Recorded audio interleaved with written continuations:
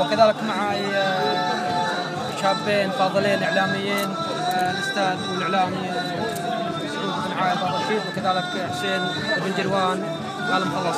نرحبكم عبر الجلسة المخلصة إخواني الأعزاء.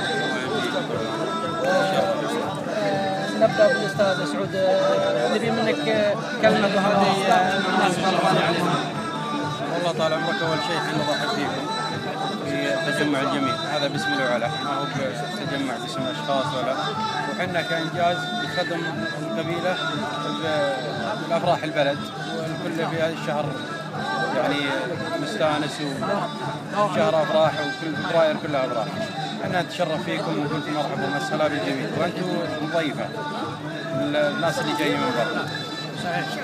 نبي منك نبدأ عن هذا التجمع، تفصل تجمع إنجاز، تجمع قام عليه بعض الشباب من على، وهو تجمع اجتماعي ثقافي، طبعا ما له شغل بالسياسة،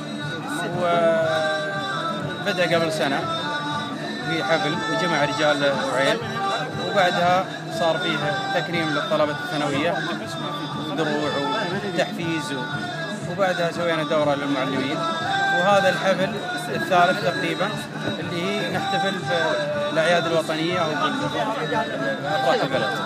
بيض الله وجهكم جل الله حالكم. لا أنت معك. تفضل.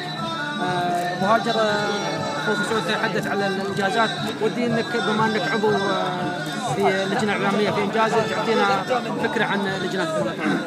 أول شيء الله يمسيكم بالخير في تجمع إنجاز.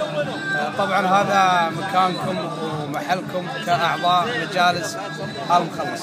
أما بالنسبة لنا فإحنا لجنة إعلامية، طبعا تغطية الحفل مثل ما أنت شايف من النواحي الإعلامية.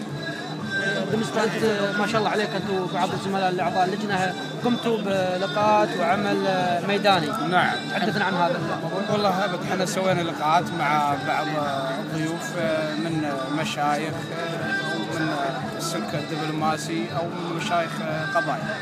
نعم. بيض الله وجهك وجمال الله وجهك، ومرحبا بكم في محلكم وحياكم الله. الله يوفقكم.